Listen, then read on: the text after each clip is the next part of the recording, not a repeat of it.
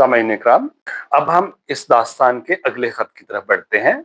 16 जनवरी 1973, colour Syeda, दर काली शेर शाही। रानी, आज ईद है, मैं अपने गांव से बाहर एक टीले पर बैठा तुम्हें ये खत लिख रहा हूँ। मेरे करीब चिट्टू बैठा है, मेरा भतीजा, बड़ा ही स्मार्ट और प्यारा बच्चा है। जरा देखो तो कितने इन्हमाक और मासूमियत के साथ मुझे लिखते हुए देख रहा है, जैसे मेरे दर्द को महसूस कर रहा हो। उसकी गहरी स्याह आंखों के पीछे खामोशी का समंदर मौजूद है। इस लम्हे दिन का कोई एक वजह होगा। मौसम इंतहाई हसीन हो रहा है।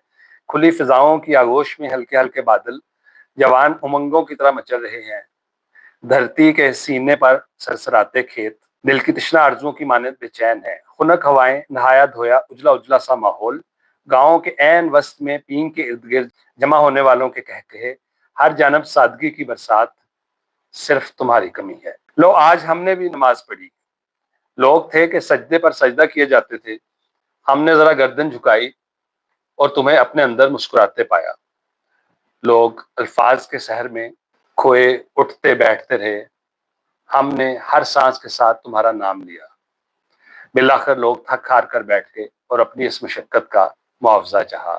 मांगने के लिए हाथ फैले, जिंदगी की हर जरूरत के लिए लब हिले, गोया खुदा ना हुआ, कोई साहूकार हुआ जिसके पास बही खाते खुले हैं। इस जहां में कर्ज दिए जाता है, किसी और दुनिया में बमासूद वसूल कर लेगा। मैं सोच रहा था, ये भी क्या लोग हैं, अनदेखे खुदा को पूजते हैं मगर उससे इतना प्यार भी नहीं करते जितना तुमसे मैं करता हूँ। सच जानो, मुझे तो यकीन है ये सारे लोग खुदा पर यकीन नहीं रखते, सिर्फ अपने आप को फ्रेब देते हैं, वरना उनकी ऐसी हालत तो होनी चाहिए जैसे मेरी है। इंसान का भी जवाब नहीं, अपनी आरजुओं का एक बहुत बड़ा बुत बनाता है, कभी उसे पूजता है और कभी तोड़ता है। हसरतों की इसी दलदल पर चलते चलते बिलाखिर गुम हो जाता है, मगर खुद फ्रेबी से बाज नहीं आता। मौलवी साहब ने खुतबा दिया और अपने आशिक खुदा होने के बहुत से दावे किए। हजरत का वजन 3 मन से ऊपर ही होगा, भला आशिकों पर इतनी चर्बी हुआ करती है। नमाज के बाद याराने कौन से किस्सा हाय गम का जिक्र चला। भूली बिसरी यादों के समंदर में बीते लम्हात की ख्वाबीदा लहरें उभरी, गए जमानों के हल्के हल्के साए गहरे हुए और हम सब दोस्त काफी देर तक माजी के शराब में भटकते फिरे। गुजरे दिनों की तलख बातों का जिक्र भी आज शीरीं था। इंसान भी कितना माजी परस्त है, हाल के तलख हकायक से खौफजदा, मुस्तकबिल के स्याह अंधेरों से मायूस, माजी की तहों में सर छुपाते एक दिन खुद माजी बन जाता है। हमारे गांव में एक बूढ़ा दरख्त सर झुकाए खड़ा है। जवान लड़कियां और लड़के इसी के तने पर खुशियों का झूला डालते हैं और फिर इसे दिल में छुपी ख्वाहिशात की तरह ऊंचे से ऊंचा ले जाने का मुकाबला करते हैं। बूढ़े, बच्चे और औरतें एक जानब बैठे इस मंजर से लुत्फ उठाते हैं। अक्सर जिक्र चलता है कि फलां की नानी या दादा ने बूढ़े दरख्त के इन टहनियों को पांव लगाए थे। ये दिन जवान लोगों का दिन है, चुनाचे मजा बदलने के लिए कभी कभार वो अपनी माओ बापों या इस उम्र के बूढ़े लोगों को घसीट कर पींग में ला बिठाते हैं। हर जानब से कहकहे फूटते हैं, फिक्रे उछाले जाते हैं और जल्द ही पींग पर बैठा शख्स हाम कर नीचे उतर आता है। मैं कभी पींग का बहुत रसिया हुआ करता था, मगर यूं ही फिजा में बुलंद होता, जहन में खुसर फुसर शुरू हो जाती। बार बार एक ही ख्याल आता, इतनी बुलंदी से गिर गया तो फिर क्या होगा, और नीचे उतर आता। बुलंदी से मैं कभी खाइफ ना था, अलबत्ता बुलंदी से गिरने का खौफ मुझे हमेशा रहा, आज भी है। मगर झूला डालने का सारा एहतमाम, फिर उसके नीचे तूफाने बदतमीजी बर्पा करना, हर किसी को हूट करना, ये सारे काम मेरे जिम्मा हुआ करते थे। जब मेरी बारी आती तो सभी लोग मुझे इंतहाई खुलूस से सलूट किया करते। अब की बार पहली दफा मैं झूले की जानिब ना गया, छोटे मोटे सभी घर पहुंच गए, बथेरी मिन्नत समाजत की, मगर वहां सुनता कौन। मुझे घसीटते हुए ले गए।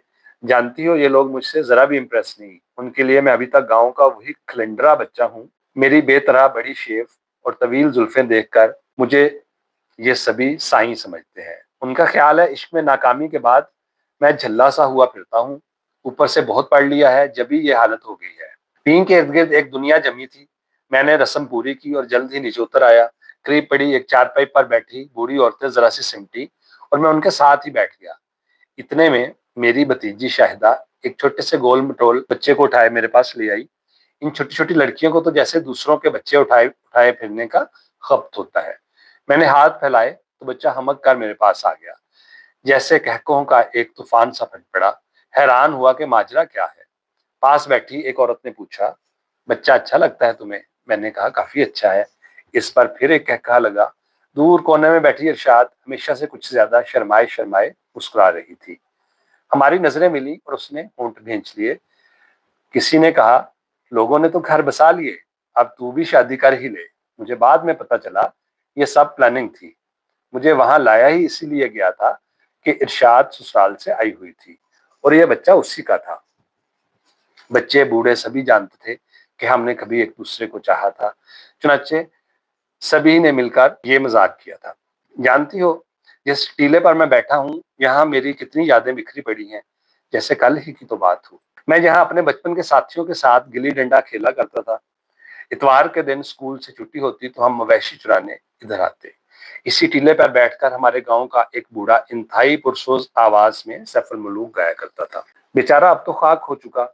मेरे जहन में उसकी आवाज का रस आज भी मौजूद है। वो अक्सर ये बंद गाया करता था, सदा न हथी मेहंदी लगसी, सदा न छनकन वंगा, सदा उडारा नाल कतारा, रइयां कदों कलंगा, सदा न चुप्पे पा मोहम्मद, रल मिल बहना संगा। वो बचपन का अनमोल जमाना था। उन अल्फाज के मानी से कोई आशनाई न थी। जहन की दुनिया गांव के इन सीधे साधे रास्तों तक महदूद थी। अब महसूस हो रहा है कि वाकई खुशियों के लम्हात, दोस्तों का साथ, तूफान मोहब्बत, बहके बहके जज्बात, ये उम्र, ये जिंदगी इतनी तेजी से गुजर जाती है जितनी तेजी से तुम्हारी कुर्बत के लम्हात। देखो तो ये वही जगह है, वही मिट्टी, वही माहौल, मगर मैं वैसा नहीं। मेरे जहन पर सोचों का बोझ है, गमजदा, मायूस और परेशान हूँ।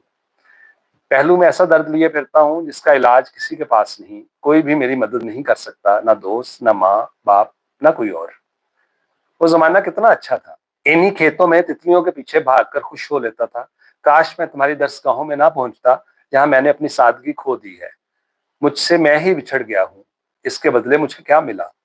तुम ऐसे आशना, दुख की बातें, गम के फसाने, दर्द के सांस, महरूमियां, नाकामियां, जहां कदम कदम पर मुझे अपनी बेमायगी का एहसास हुआ, जहां हर तरफ संगे मरमर से तराशे बुत मिले, जिनकी आंखें चांदी और दिल सोने के थे, मगर उनके शफाफ चेहरों पर मौत की सी बेहिस्सी थी। मैं गोश्त पोस्ट का इंसान इन पत्थरों से टकरा टकरा कर मसक हो गया। मेरा जिस्म जल उठा, दिल फूट बहा और मैं रेजा रेजा होकर बिखर गया। मेरे जख्मी एहसास से खून के फवारे उबर रहे थे, मगर बुतों की इस दुनिया में कोई ऐसा ना था जो खून की इस गंगा को देख ही लेता। हाँ, मगर देख लो जरा हमारे हौसले भी, तुम्हें कहाँ कहाँ याद करने बैठ जाते हैं। तुम्हारी बारात जाने किस मुकद्दर वाले के घर उतरेगी, मगर तुम्हारी यादों की बारात इस वक्त मेरे सामने है। मैं इसके हजूम में तन्हा बैठा क्या क्या सोच रहा हूँ। अपना दिल भी एक दीवाना है, जानता है तुम वो शबनम हो जिसने सुबह की पहली किरण के साथ ही उड़ जाना है। समझता है कल कितना खौफनाक होगा, फिर भी तुम्हारे लिए जिए जाता है। अब की बार एक बात बुरी भी हुई। मेरी माँ मुझसे नाराज हो गई। कितनी सादा है, कहती थी इम्तिहानों के बाद वो खुशी देखना चाहती है, मगर मेरे पास खुशी ऐसी चीज कहाँ है जो उसे दूं। मैं तो अपना सब कुछ तुम्हारे हवाले कर चुका हूँ। तुम दोनों अपने अपने मकाम पर इतनी सख्त क्यों हो? जाने क्यों रूठ जाती हो? ये खुशियां मांग रही है, दूसरी छीन रही है। तुम ही बताओ मैं क्या करूं? तुम दोनों में से किसे छोड़ूं और कैसे? और छोड़कर फिर जिंदा किस तरह रहूं? तुम हो कि अपना घर बसाना चाहती हो, वो है कि अपने बेटे का घर बसाना चाहती है। मगर काश तुम दोनों एक ही तरह सोचती। तुम्हारे लिए एक सूट लिया है, अच्छा रंग है, मुझे रंगों के नाम नहीं आते, शायद पिंक है। मर्दाना कमीज बनाना बहुत सजेगी। देखो चीटू बहुत बोर हो रहा है, बार बार घर चलने का इसरार कर रहा है।